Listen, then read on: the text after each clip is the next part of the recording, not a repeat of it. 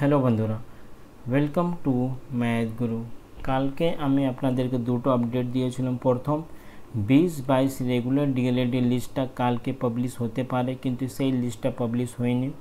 এর সাথে সাথে আমি আপনাদেরকে জানিয়েছিলাম কি এনআইএস ডিএলএড মামলা যেটা 27 তারিখে অলরেডি কলকাতা হাইকোর্টে লিস্টিং আছে, তার কাউজ নাম্বারটা অলরেডি কলকাতা হাইকোর্টে অফিসিয়াল ওয়েবসাইটে জেনারেট হয়ে গেছে। কজ নাম্বারটা কত আছে সেইটাও নিয়ে এই ভিডিওতে আপনাদের সাথে আলোচনা করব। কিন্তু প্রথম আগে আমি যাই 20-22 রেগুলার ডিএলএডদের জন্য। আমি আপনাদেরকে একটা এস্টিমেট ডেট জানিয়েছিলাম কি 24 তারিখে আপনাদের মেরিট লিস্টটা পাবলিশ হয়ে যাবে। শুধুমাত্র তার এই এক্স্যাক্ট ডেটটা বলা একটাই আমার বেস ছিল, কারণ সুপ্রিম কোর্টে একটা জাজমেন্ট ছিল কি উইথিন 6 উইক মধ্যে যারা 20-22 রেগুলার ডিএলএড আছে তাদেরকে অ্যাপয়েন্টমেন্ট লেটারটা দিতে হবে। সেই জাজমেন্টগুলোটাও আমি আপনাদেরকে সামনে একবার আবার রিড করে দিচ্ছি, যেখানে লেখা আছে mister Joydeep Gupta, learned senior counsel appearing on behalf of the West Bengal Board of Primary Education, assisted by Mr. Kunal Chatterjee, would submit that they will hold discussion with the governmental authority to ensure early implementation of the judgment। এখানে পরিষ্কারভাবে জানানো হচ্ছে কি mister Joydeep Gupta আর কুণাল চ্যাটার্জি যারা government advocate ছিল, ওনাদেরকে উনি কোর্টে জানিয়েছিল কি এই দুটো অ্যাডভোকেট গভর্নমেন্টের সাথে কথা করে সুপ্রিম কোর্ট যা জাজমেন্ট দিয়েছে সেই জাজমেন্টটাকে খুব তাড়াতাড়ি ইমপ্লিমেন্ট করবে। তারপরে এখানে সুপ্রিম কোর্ট আলাদা করে আবার অর্ডার দিয়েছে, the state is also directed to take step for early implementation of the judgment with direct that our order shall be compiled within a period of 6 weeks from today। মানে যেখানে পরিষ্কারভাবে supreme court জানিয়েছিল কি 6 week মধ্যে supreme court যা judgement দিয়েছে সেইটাকে complete করতে হবে। এই জাজমেন্ট ডেটটা কি ছিল 22 সেপ্টেম্বর 2025। তার মানে হলো 6 উইক যদি আমি ধরে রাখছি, সেপ্টেম্বর থেকে অক্টোবর, 12 সেপ্টেম্বর থেকে 12 অক্টোবর হলো 4 উইক, তারপরে 2 সপ্তাহ আর আমি যদি অ্যাড করে দিলাম তাহলে 24 অক্টোবর ওর লাস্ট ডেট ছিল। তাই জন্য আমি আপনাদেরকে বলেছিলাম কি এই 24 তারিখে আপনাদের মেরিট লিস্টটা আসতে পারে, কিন্তু ওয়েস্ট বেঙ্গল প্রাইমারি বোর্ড যদি সুপ্রিম কোর্ট যা অর্ডার দিয়েছে তাওকেও ফলো করছে না, তো আর কী করবে সেটা আমরা বলতে পারছি না। কারণ সুপ্রিম কোর্ট এইটা সেকেন্ড অর্ডারটা ছিল, এর আগেও একটা কেস করা হয়েছিল 20-22 রেগুলার ডিএলএড, সেখানে 3 মাসের সময়সীমা দেওয়া হয়েছিল। তারপরে আবার মিসলেনিয়াস অ্যাপ্লিকেশন কেস ফাইল করা হয়েছিল, যেখানে 6 উইক সময়সীমা দেওয়া হয়েছিল কি উইথিন 6 উইক মধ্যে সুপ্রিম কোর্ট যা অর্ডার দিয়েছে সেটাকে কমপ্লিট করতে হবে, কিন্তু প্রাইমারি বোর্ড করেনি। কিন্তু এরপরে সবথেকে বড় প্রশ্ন কবে 20-22 রেগুলার ডিএলএডদের মেরিট লিস্টটা পাবলিশ হবে সেইটা আমি আবার জানিয়ে দিচ্ছি।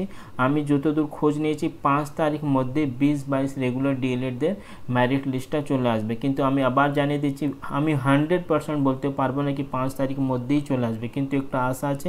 আমি যতদূর খোঁজ নিয়েছি, আমি যতদূর জানতে পেরেছি 5 তারিখ মধ্যে আপনাদের মেরিট লিস্টটা চলে আসবে। যদি 5 তারিখ মধ্যে না আসলে তাহলে নিশ্চিত আবার একটা কন্টেম্প অফ কোর্ট কেস ফাইলটা হবে, যেখানে বোর্ডকে আবার সুপ্রিম কোর্টে গিয়ে দাঁড়াতে হবে কেন সুপ্রিম কোর্ট বারবার অর্ডার দিয়েছে সেটাকে ফলো করা হচ্ছে না। কারণ এটা সুপ্রিম কোর্ট অর্ডার, তার যদি সুপ্রিম কোর্ট অর্ডারটাও ফলো করবে না primary board, West Bengal primary board, তারপরে কাদের অর্ডারটা নিয়ে আসলে এরা কাজটা করবে সেটা আপনারা নিজেই বুঝতে পারছেন।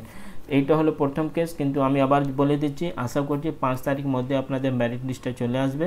একটু ওয়েট করুন, কারণ এখানে যদি আপনারা কোর্ট কেস ফাইলটাও করলে অনেক একটা লেন্দি প্রসেসে চলে যাবেন, টাকাগুলোটা নষ্ট হতে পারে।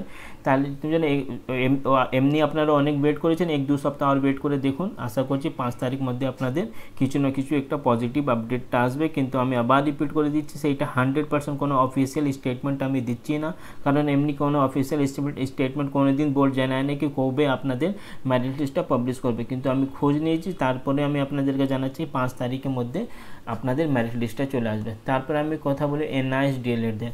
এনআইএস ডিএলএড একটা মামলা কলকাতা হাইকোর্টে 27 অক্টোবর 2025 লিস্টিং আছে, সেটা আমি অনেকবার আপনাদেরকে জানিয়েছি। কালকে কলকাতা হাইকোর্টে অফিসিয়াল ওয়েবসাইটে কজ লিস্টটাও অলরেডি আপলোড হয়ে গেছে। আমি ডেটগুলোটাও দেখিয়ে দিচ্ছি।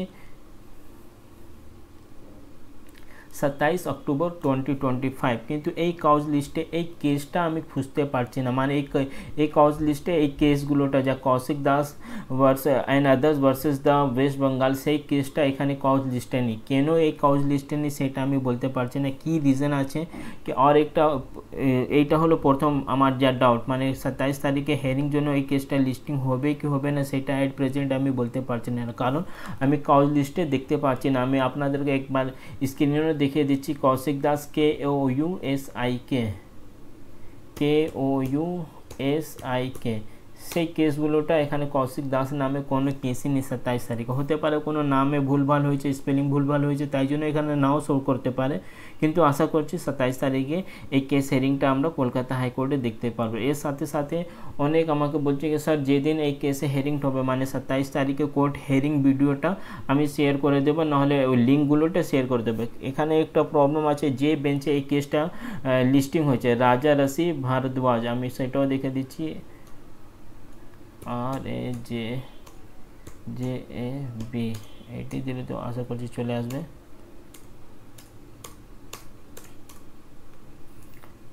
এক সেকেন্ড, কি ছিল? RAJARSHI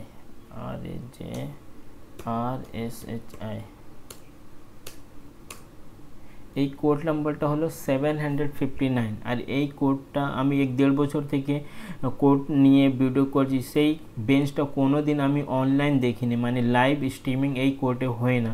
রিজনটা কেন আমি জানি না, কিন্তু এই কোর্ট লাইভ স্ট্রিমিং হয় না। তা আমাদের যা ইনফরমেশানটা আমরা পাবো যখন অফিসিয়াল ওয়েবসাইটে যখন অর্ডার কপিটা আপলোড হবে সেই সময় আমরা বুঝতে পারবো কি হয়েছে, নাহলে যারা ডাইরেক্ট পিটিশনার আছে এই কেসে তারাই বলতে পারবে কি আজকে হিয়ারিংয়ে কী হয়েছে। তারপর আমি চেষ্টা করব কি যারা ডাইরেক্ট পিটিশনার আছে তাদের সাথে যোগাযোগ করে যা ইনফরমেশানটা হবে সেটা আমি আপনাদের সাথে শেয়ার করিয়ে দেবো। আর যদি এই বেঞ্চটা আমাদের লকটা ভালো থাকলে, যদি অনলাইন হয়ে গেলে, তাহলে নিশ্চিত আমি লাইভ হিয়ারিং ভিডিওটাও আপনাদের সাথে শেয়ার করে দেবে, কিন্তু চান্সেসটা খুব কম আছে কি এই বেঞ্চটা অনলাইন হবে, লাইভ স্ট্রিমিংটা করাও পসিবল খুব কম আছে।